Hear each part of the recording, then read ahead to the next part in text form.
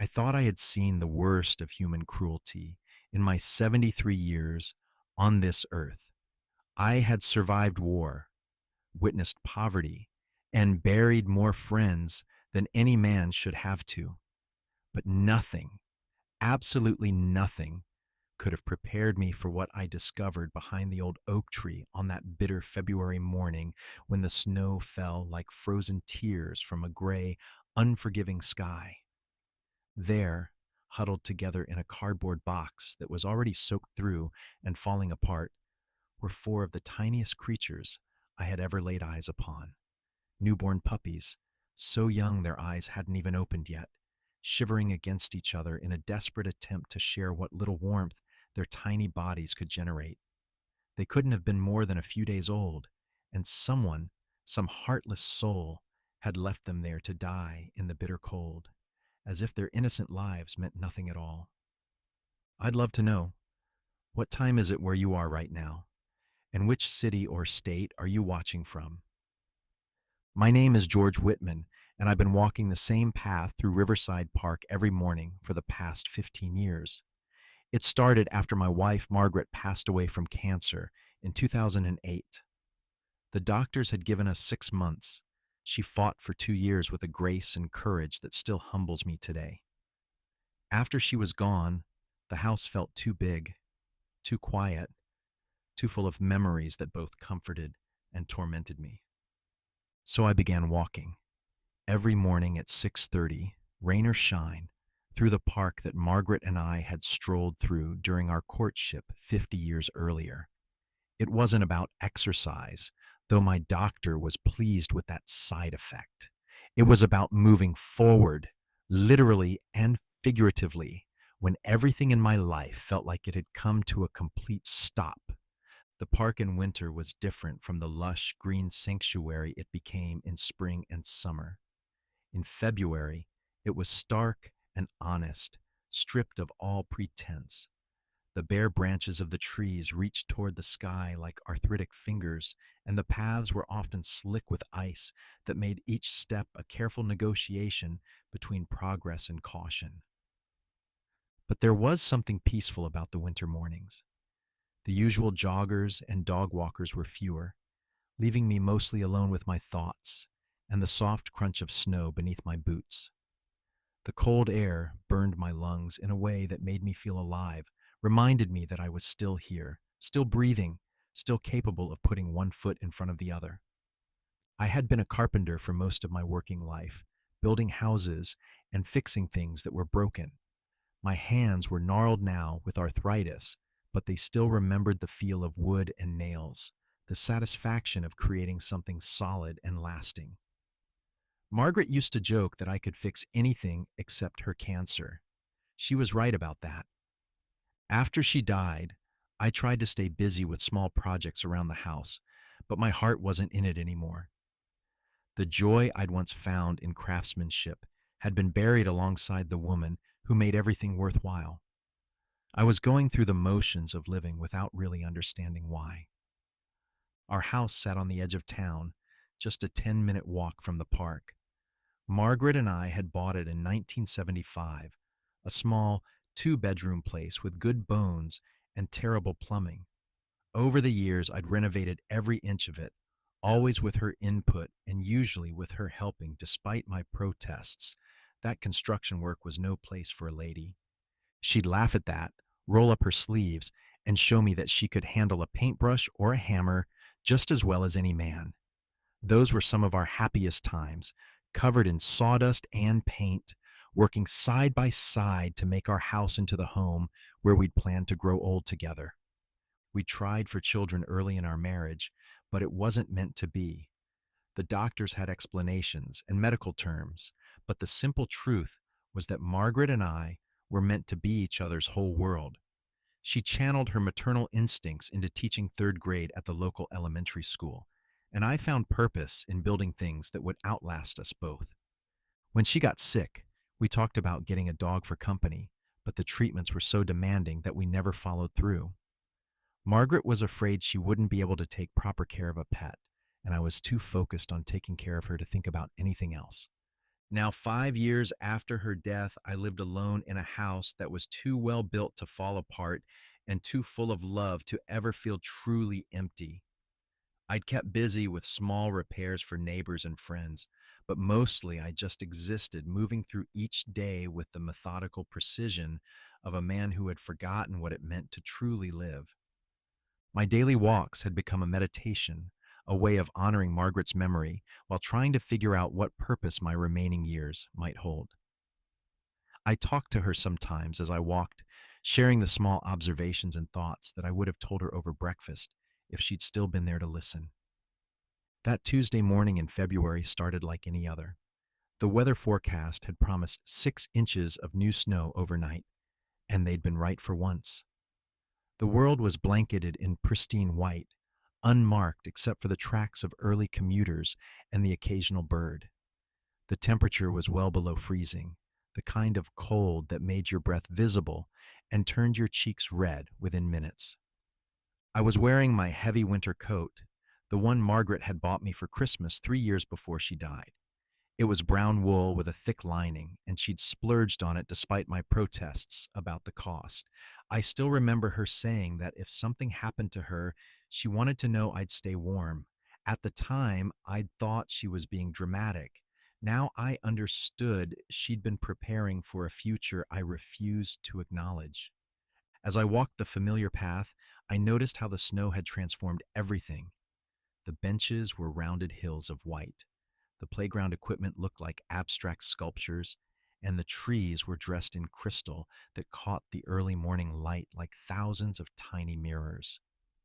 I was about halfway through my usual route when I heard it.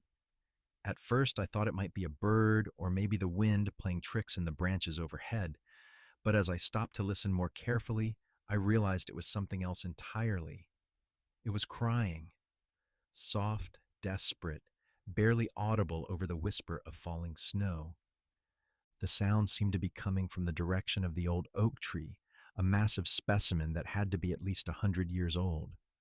Margaret and I had often sat on the bench beneath its branches during our courting days, and later we'd brought picnic lunches there during the early years of our marriage. As I approached the tree, the crying grew louder, more distinct. It wasn't human, I was certain of that, but it was definitely the sound of distress, of creatures in need. My heart began to beat faster as I realized that something was seriously wrong. When I rounded the massive trunk of the oak tree, what I saw stopped me dead in my tracks. There, partially hidden behind the tree's base, was a soggy cardboard box, the kind that might have held a case of beer or a small appliance, but instead of packaging materials, it contained the most heartbreaking sight I'd ever witnessed. 4 newborn puppies, so tiny they could have fit in my cupped hands, were huddled together in the wet cardboard. Their eyes were still sealed shut, their ears folded tight against their heads. They couldn't have been more than 3 or 4 days old, still bearing the unmistakable helplessness of creatures who had barely begun to exist. They were shivering violently, their tiny bodies pressed together in a futile attempt to share warmth. The cardboard beneath them was soaked through from the melting snow, providing no insulation from the frozen ground. Their small cries were growing weaker by the moment, and I could see that hypothermia was already setting in. One of the puppies, slightly smaller than the others, had separated from the group and lay motionless on its side. For a terrible moment, I thought it might already be too late for that one. But as I knelt down for a closer look, I saw the almost imperceptible rise and fall of its tiny chest, barely alive but still fighting. The sight hit me like a physical blow. What kind of person could do this? What kind of monster could take these innocent, helpless creatures and abandon them to freeze to death in the snow? They were babies, completely dependent on their mother for everything: warmth, food, protection. Without her, they had no chance of survival. I looked around frantically, hoping to see their mother nearby, perhaps searching for her babies or trying to return to them. But the park was empty except for the falling snow and the tracks I'd made in approaching the tree. Whoever had left these puppies here had planned for them to die. As I knelt there in the snow, staring at these four tiny lives hanging by the thinnest of threads, something broke open inside me. It was as if all the grief I'd been carrying for the past 5 years, all the pain and loneliness and sense of purposelessness, suddenly had a focal point. These puppies were as helpless and abandoned as I felt. They were facing death through no fault of their own, victims of someone else's cruelty and indifference. In their tiny, struggling forms, I saw a reflection of my own pain, my own feeling of being lost and forgotten in a world that seemed to have moved on without me. But unlike me, they couldn't choose to keep going or give up. They were completely dependent on chance, on the possibility that someone would find them before it was too late. They were depending on a miracle, and somehow, impossibly, I was supposed to be that miracle. My hands were shaking as I reached toward the box, and not just from the cold. I hadn't held anything this fragile, this precious, since Margaret's last days, when every breath was precious and every moment could be the last. The responsibility was overwhelming. These creatures needed more than I knew how to give. But looking at them, feeling their desperate need radiating up from that soggy cardboard box, I knew I couldn't walk away. I couldn't leave them to die any more than I could have walked away from Margaret when she needed me most. Sometimes life gives you a choice that isn't really a choice at all. Very carefully, I picked up the box, trying not to disturb the puppies any more than necessary. They were so weak that even gentle movement caused them to cry out in distress. The smallest one, the one I'd thought might already be dead, barely responded at all. The box was falling apart in my hands, the wet cardboard dissolving where the snow had soaked through. I needed to get them somewhere warm immediately, but my house was a 10-minute walk away, and I wasn't sure they had 10 minutes left. I unzipped my heavy winter coat and carefully transferred the puppies inside, against my chest where my body heat might help stabilize them. They were so cold they felt like ice against my skin, their tiny bodies barely generating any warmth at all. The walk home was the longest 10 minutes of my life. I could feel the puppies moving weakly against my chest, their small cries muffled by my coat. I talked to them as I walked, the way I used to talk to Margaret during her difficult nights, offering reassurance I wasn't sure I believed myself. "You're going to be okay," I whispered. "I've got you now. You're safe." But even as I said the words, I wondered if they were true. I knew nothing about caring for newborn puppies.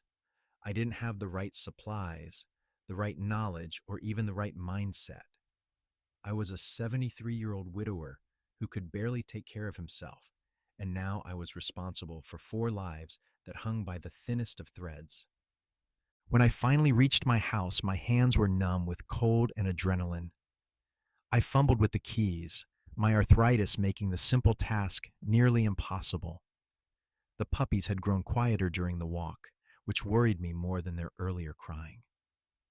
Quiet could mean they were warming up and calming down, or it could mean they were slipping away. Inside the house, I went straight to the living room where Margaret and I used to spend our evenings. The fireplace hadn't been lit since the last winter we'd shared, but I quickly got a fire going, needing the warmth more than I'd needed anything in years. While the fire caught and began to throw heat into the room, I gently removed the puppies from my coat and assessed the situation more carefully.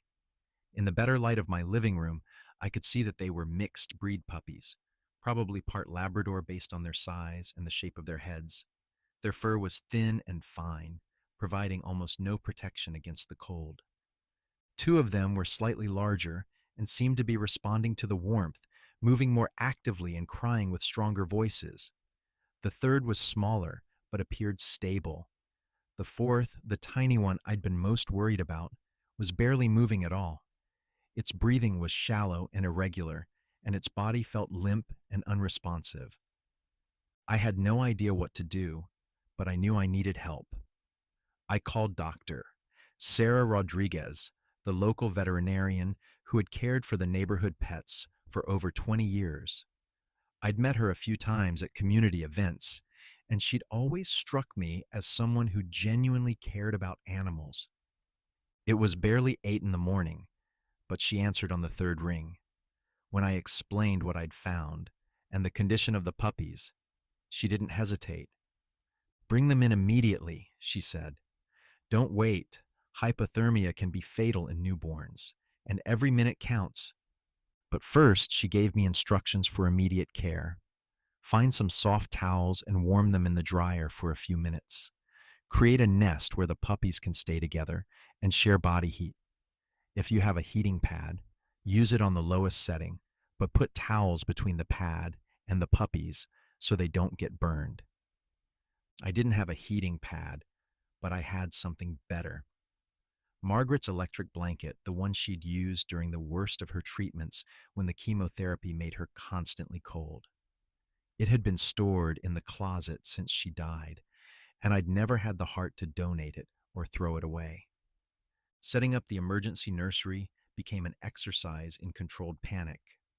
I gathered every soft towel and blanket I could find, warming them in the dryer and creating a cozy nest on the couch nearest to the fireplace. The electric blanket went underneath, set to the lowest temperature with several layers of towels providing insulation. As I worked, I kept checking on the puppies, monitoring their breathing and response to touch. The two larger ones were definitely improving with the warmth. Their cries were stronger, and they were moving around more actively, searching instinctively for their mother's milk. The third puppy was holding steady, not improving dramatically, but not getting worse either. But the smallest one, the one that had been motionless when I first found them, was still barely clinging to life. Its breathing was so shallow I had to put my ear close to its tiny chest to make sure it was still alive. Dr. Rodriguez's clinic was only a 15-minute drive away, but I knew the puppies weren't strong enough for another trip in the cold. Instead, she agreed to make a house call, something she rarely did but understood was necessary under the circumstances. While I waited for her arrival, I did the only thing I could think of. I held the smallest puppy against my chest, sharing my body heat and talking to it the way I'd talked to Margaret during her worst nights. I told it that it was going to be okay, that help was coming, that it just needed to hold on a little longer. I found myself making promises I wasn't sure I could keep. I promised that puppy it would never be abandoned again, never be cold or hungry or unloved. I promised it would grow up to be strong and healthy, that it would know what it felt like to be truly wanted.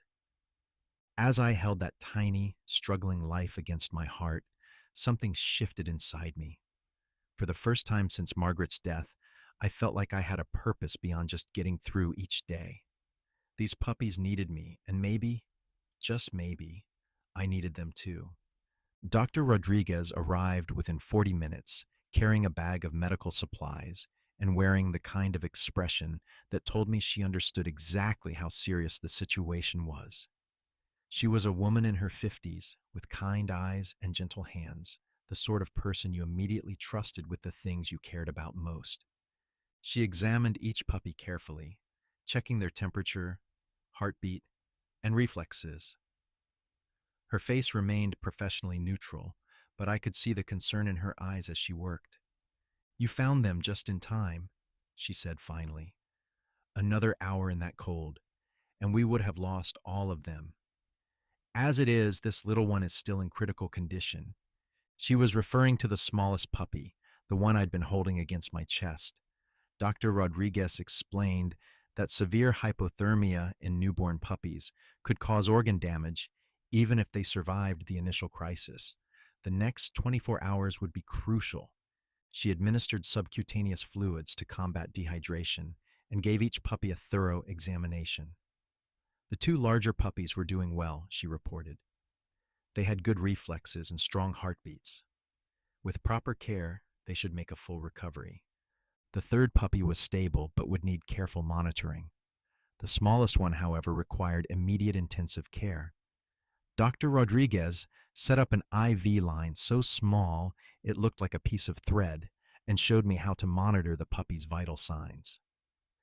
"They'll need to be fed every 2 hours around the clock," she explained. "Since they're so young, they'll need a special puppy milk replacer, I'll show you how to use a feeding syringe and how much to give each one based on their weight. As she spoke, the reality of what I was taking on began to sink in. These weren't just puppies who needed temporary shelter until they could be placed with new families. They were newborn babies who required intensive, round the clock care for weeks to come. Dr. Rodriguez must have seen the uncertainty in my face because she paused in her instructions and looked at me directly. This is going to be a huge commitment, George. Newborn puppies are like human babies. They need constant attention, frequent feeding, and medical supervision. Are you sure you're prepared for that? The honest answer was no. I wasn't prepared for any of it. I had no experience with puppies, no knowledge of animal care, and no idea what I was getting myself into. At 73, I should have been thinking about simplifying my life, not taking on responsibilities that would demand everything I had to give.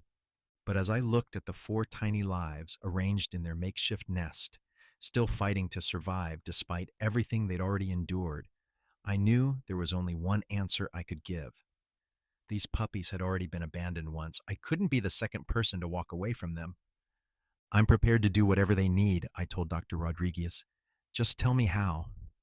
She smiled for the first time since arriving, and I could see the relief in her expression. She'd probably been worried that I'd realize the magnitude of the commitment and ask her to take the puppies to the animal shelter. But there was no way I was going to let that happen. For the next hour, Dr. Rodriguez gave me a crash course in newborn puppy care. She showed me how to prepare the milk replacer, how to use the feeding syringe, and how to stimulate the puppies to urinate and defecate since they couldn't do those things on their own yet. She explained the signs of distress to watch for, how often to check their temperature, and when to call her immediately. She left me with enough supplies to last several days and promised to check on us the next morning. As she packed up her equipment, she paused and looked at me thoughtfully. You know, George, most people would have walked past that tree without even noticing those puppies. The fact that you stopped, that you cared enough to get involved, that says something special about who you are. I didn't feel special. I felt terrified and overwhelmed and completely out of my depth, but I also felt something I hadn't experienced in years. I felt needed. After Dr. Rodriguez left, I set up camp in the living room. I moved my recliner close to the couch where the puppies were nestled and prepared for what I knew would be a long night. The feeding schedule meant I'd need to wake up every 2 hours to give each puppy their formula. I'd experienced sleepless nights before, during Margaret's illness when pain or anxiety kept her awake, and I'd stayed up to comfort her. But this was different. This wasn't about managing decline and preparing for loss. This was about nurturing new life, about giving these tiny creatures the best possible chance to grow and thrive. The first feeding session was a comedy of errors. The puppies were too weak to suck properly from the syringe, and I was too nervous to get the technique right. Formula ended up everywhere except where it was supposed to go. The smallest puppy barely took any nutrition at all, which terrified me. But gradually, over the course of the night, I began to get the hang of it. The two larger puppies started responding more enthusiastically to feeding time, their tiny mouths working eagerly at the syringe. The third puppy took smaller amounts, but seemed to be gaining strength. The smallest one remained my greatest concern. Each feeding was a struggle, with the tiny creature barely able to swallow even small amounts of formula. I found myself talking to that puppy constantly, encouraging it to keep fighting, to keep trying. Between feedings, I watched them sleep, marveling at how peaceful they looked when they weren't struggling to survive. Their tiny chests rose and fell in perfect rhythm, and occasionally they would make small sounds or movements that reminded me they were still babies, still innocent of the world that had already treated them so cruelly. As the first light of dawn filtered through the living room windows, I realized I'd made it through the night. All four puppies were still alive, still breathing, still fighting. The smallest one had even taken a slightly larger amount of formula during the 6 a.m. feeding, which felt like a major victory. I was exhausted, running on adrenaline and coffee, but I was also exhilarated. I'd spent the night caring for these vulnerable creatures, and they'd responded to that care. I was making a difference in their lives, and that knowledge filled me with a sense of purpose I hadn't felt in years. Dr. Rodriguez arrived as promised at 8 o'clock, and her examination revealed encouraging news. The two larger puppies were definitely out of immediate danger. Their temperature was normal, their reflexes were strong, and they were gaining weight. The third puppy was also improving steadily. It was smaller than the other two, but appeared to be developing normally. Dr. Rodriguez was optimistic about its chances for a full recovery. The smallest puppy remained a concern, but even there were signs of improvement. Its breathing was stronger than it had been the night before, and it had managed to take nutrition during each feeding.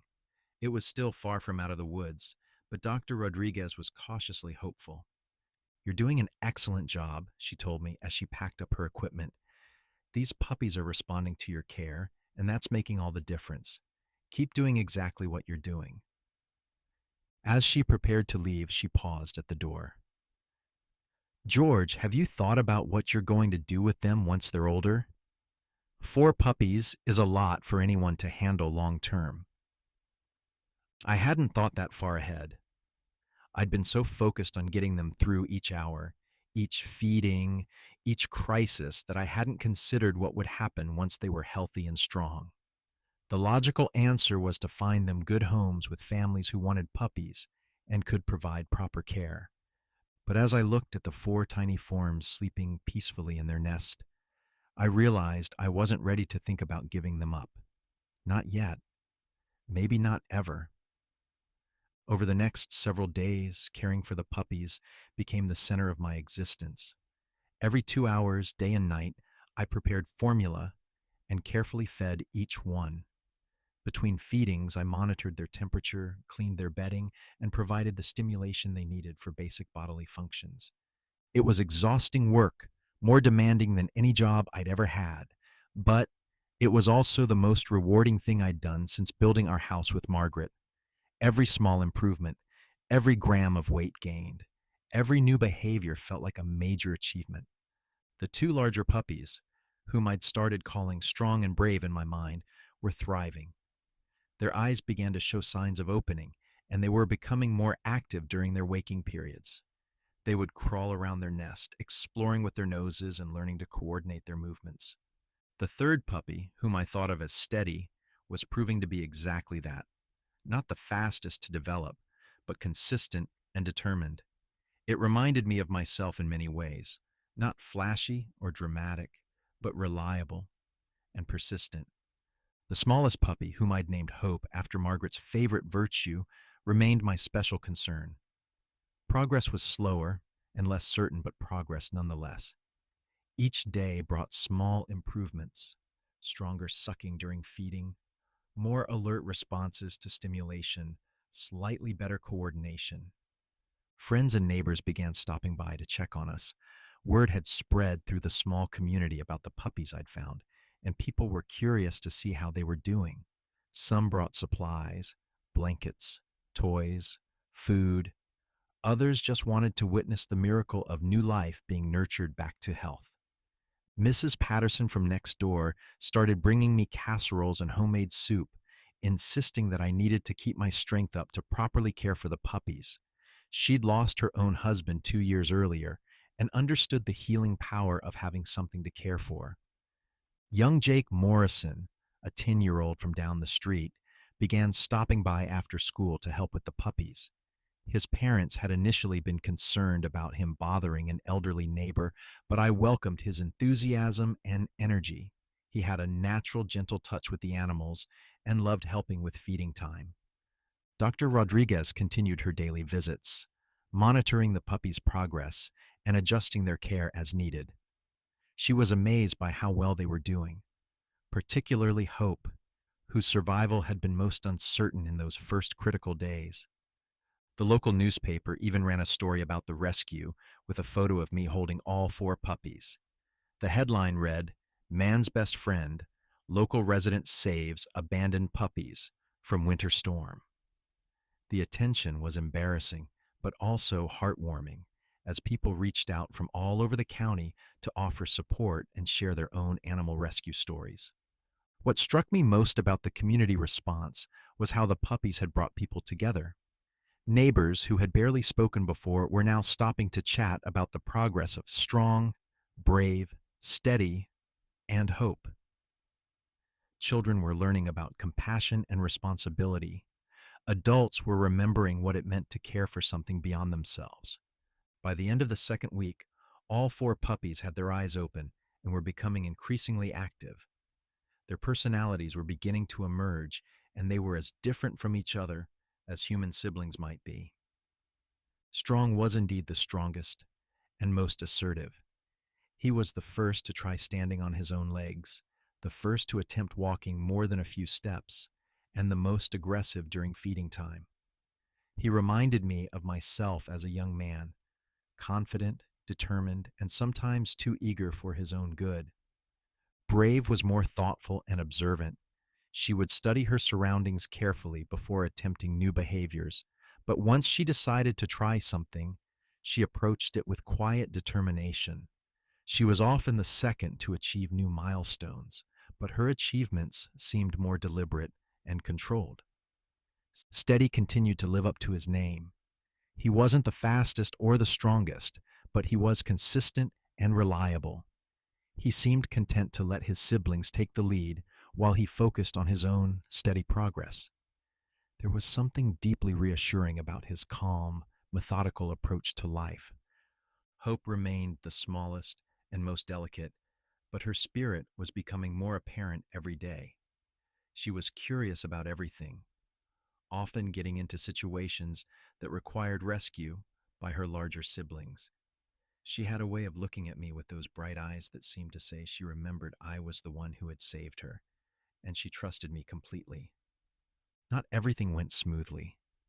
During the third week, Hope developed what Dr. Rodriguez diagnosed as a respiratory infection. Her breathing became labored, she lost her appetite, and her energy level dropped dramatically. For 3 terrifying days, I thought I might lose her after all. I administered antibiotics every 6 hours, monitored her temperature constantly, and spent most of my time holding her against my chest, where she seemed to breathe easier. The other 3 puppies seemed to sense their sister was in distress. They would curl up around her during their rest periods, sharing their warmth and somehow offering comfort in the way that animals instinctively understand. During those dark days, I found myself talking to Margaret more than I had since her death. I told her about the puppies, about how much they meant to me, about how afraid I was of failing them the way I felt I'd failed her during her illness. One night, as I sat in my recliner with Hope sleeping fitfully against my chest, I could almost hear Margaret's voice telling me that I hadn't failed her, that love itself was success even when it couldn't change the outcome. She would have loved these puppies, would have thrown herself into their care with the same determination she'd brought to everything in life. On the 4th day, Hope's fever broke. Her breathing eased, her appetite returned, and the bright alertness came back to her eyes. Dr. Rodriguez pronounced her on the road to full recovery, and I felt like I could breathe properly for the first time in days. As the puppies grew stronger and more independent, I began to face the question, "Doctor," Rodriguez had asked weeks earlier, what was I going to do with them long term? Logically, I knew that 4 dogs were more than a 73-year-old man should try to handle. Practically, I understood that each of them deserved a family who could provide the attention and care they would need as they grew into adult dogs. But emotionally, I couldn't imagine letting them go. These 4 small creatures had become my world, my purpose, my reason for getting up each morning. They had filled the empty spaces in my house and in my heart in ways I hadn't thought possible. The puppies were now 6 weeks old enough to start eating solid food and beginning to develop more independence. They still slept together in a pile most of the time, but they were also beginning to explore the house and establish their own individual territories. People started asking about adoption. Young families who had heard about the rescue wanted to know if the puppies would be available for new homes. The logical part of my brain knew this was what should happen. The puppies deserved to grow up with children to play with, yards to run in, and families who could give them the active lifestyle young dogs needed. But every time I imagined separating them, my heart rebelled. They were siblings who had survived abandonment and near death together. They trusted each other, comforted each other, and had formed bonds that seemed too precious to break. It was Jake Morrison, the 10-year-old who had been helping with the puppies, who helped me see the situation clearly. He'd been coming by every day after school, and his attachment to the puppies was obvious. One afternoon, as we watched them playing in the backyard, I'd fenced for their safety. He asked the question I'd been avoiding. "Mr. Whitman, what's going to happen to the puppies when they get bigger?" I gave him the honest answer. I wasn't sure. He was quiet for a few minutes, watching Strong and Brave wrestling over a toy, while Steady observed from a safe distance, and Hope tried to join in despite being half their size. "I think they're your dogs now," he said finally. "They don't remember whoever left them in the snow, but they remember you saving them. You're their family." Out of the mouths of babes, Jake had articulated what I'd been feeling, but hadn't been able to admit to myself. These weren't puppies I was temporarily fostering until I could find them homes. They were my dogs, my family, my responsibility, and my joy. That evening, I called Dr. Rodriguez and told her my decision. I was keeping all 4 puppies. She laughed and said she'd been wondering how long it would take me to admit what everyone else already knew. The next step was practical preparation. 4 growing dogs would need more space, more exercise, and more attention than 4 small puppies. I began planning modifications to my house and yard, thinking about the kind of environment that would keep them safe and happy as they grew. Over the next several months, my house and my life were transformed. I installed a doggy door leading to the fenced backyard and created comfortable sleeping areas for each dog while still maintaining a communal space where they could be together. I learned about dog training, nutrition, and healthcare. I established routines for feeding, exercise, and grooming. I puppy-proofed everything and discovered muscles I'd forgotten I had as I chased 4 increasingly energetic young dogs around the house and yard. The dogs' personalities continued to develop and delight me. Strong became my jogging companion, matching my slow pace perfectly and providing motivation to stay active. Brave appointed herself as the household guardian, always alert to potential threats and protective of her family. Steady earned his role as the peacekeeper, mediating disputes between his siblings and providing calm comfort when anyone was upset. Hope remained the smallest, but proved to have the biggest personality, charming everyone she met and serving as the emotional heart of our little pack. Neighbors and friends marveled at the transformation in both the dogs and me. The quiet, somewhat isolated widower had become a man with purpose and energy, constantly busy with the needs and joys of his 4-legged family. Jake Morrison remained a constant presence, and his parents eventually asked if I'd be willing to let him help out officially after school and on weekends. He was learning responsibility and compassion while giving me much-needed assistance with the increasingly demanding job of raising 4 large dogs. The ripple effect. The story of the abandoned puppies and their rescue continued to resonate throughout the community. Dr. Rodriguez told me that several other animal rescues had taken place in the months following our story being published, as people became more aware of abandoned animals and more willing to get involved. A local animal shelter started a program called Second Chances, focused on rescuing and rehabilitating animals who had been abandoned or abused. They asked if I would be willing to share my experience with potential volunteers, helping them understand what was involved in intensive animal care. The elementary school where Margaret had taught asked if I would bring the dogs for visits with the children. These sessions became monthly events, with the dogs helping to teach lessons about responsibility, compassion, and the importance of treating all living creatures with kindness. Strong, brave, steady, and Hope became therapy dogs in their own right, though they were never formally trained for the role. Their presence brought comfort to nursing home residents, joy to children in the hospital, and peace to anyone who was struggling with loss or loneliness. As I write this, it's been 2 years since that snowy February morning when I discovered four dying puppies behind an oak tree. Strong, brave, steady, and Hope are now healthy, happy adult dogs who have filled my life with more love and purpose than I ever imagined possible. People often ask me if I regret the decision to keep all four of them. The honest answer is that while the work is demanding and the responsibility is enormous, I can't imagine my life any other way. These dogs saved me just as much as I saved them. They taught me that family isn't always what you're born with or what you plan for. Sometimes family is what finds you when you need it most, what chooses you as much as you choose it. They showed me that love doesn't diminish with age, that purpose can be found at any stage of life, and that sometimes the most important thing you can do is simply refuse to walk away when someone needs help. Margaret would have loved them. I know this with absolute certainty because I can see her qualities reflected in each of them. Strong's determination, Brave's protective nature, Steady's calm wisdom, and Hope's irrepressible joy in the face of whatever life brings. The story of four abandoned puppies might seem like a small thing in the grand scheme of human existence, but I've learned that small acts of compassion can have impacts far beyond what we can see or measure.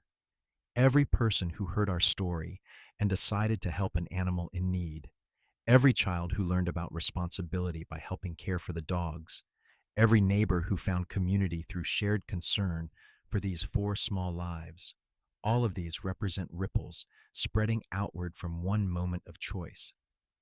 When I saw those puppies in the snow, I had to decide whether to get involved or walk away. It would have been easier to walk away, to assume someone else would help or that nature would take its course. But I couldn't live with that choice, couldn't face another night of regret and wondering what might have been. The decision to help wasn't heroic or extraordinary, it was simply human. It was recognizing that suffering matters, that innocent life has value, and that sometimes we're called to act even when we don't feel prepared or capable. Strong, brave, steady, and Hope are now part of everything I do and everything I am. My morning walks through the park include four enthusiastic companions who remind me daily that life is meant to be lived with joy and curiosity. My quiet house is filled with the sounds of contentment, gentle snoring, the soft thud of tails against furniture, and the occasional happy bark at squirrels in the yard. I'm no longer a lonely widower going through the motions of existence. I'm a dog dad, a community member, a volunteer, and a man who wakes up each morning with purpose. I have responsibilities that matter, relationships that bring joy, and the knowledge that I'm making a positive difference in the world.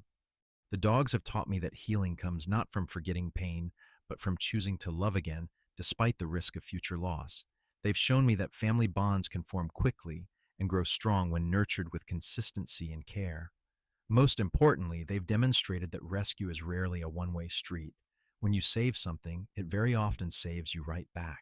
Last month, Jake Morrison called to tell me that his family had found a stray cat in their garage.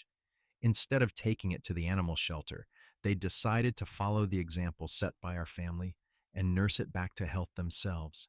The cat, a pregnant female, had given birth to 5 healthy kittens under Jake's careful supervision.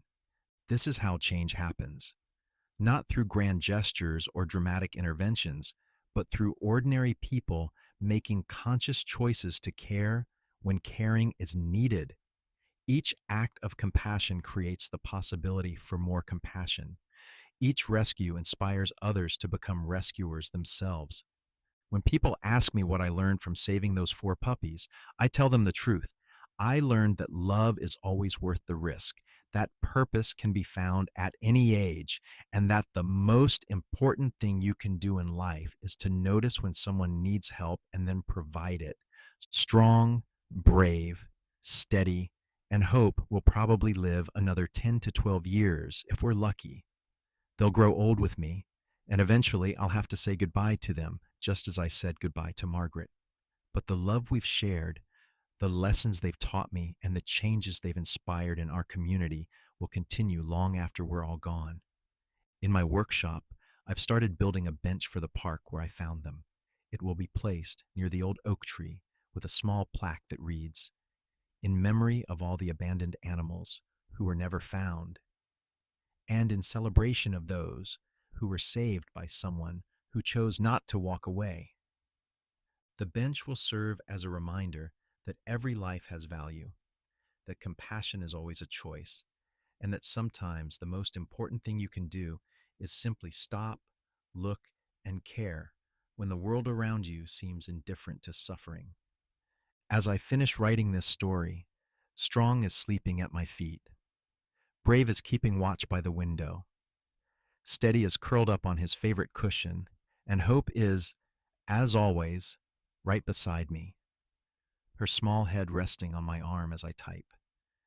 2 years ago, I was a man who had given up on the possibility of new love, new purpose, new joy. I was simply existing, moving through each day without really living. The discovery of 4 dying puppies in the snow changed everything, not because I was particularly heroic or wise, but because I made the simple choice to care when caring was needed. That choice led to sleepless nights, enormous responsibilities, unexpected expenses, and challenges I never could have imagined. But it also led to unconditional love, daily laughter, renewed purpose, and the knowledge that I had made a difference when it mattered most. The abandoned newborn puppies who were freezing in the snow became the salvation of an elderly man who was freezing in loneliness. They reminded me that rescue is always mutual, that love multiplies when shared, and that the most beautiful families are often the ones we never planned but couldn't imagine living without. Every morning when I wake up surrounded by 4 happy, healthy dogs who greet each day with enthusiasm and joy, I'm reminded of the miracle that happens when compassion meets need. It's a reminder that will stay with me for whatever years I have left, and hopefully, through stories like this one, it will inspire others to notice their own opportunities to make a difference. Sometimes all it takes is refusing to walk past the tree.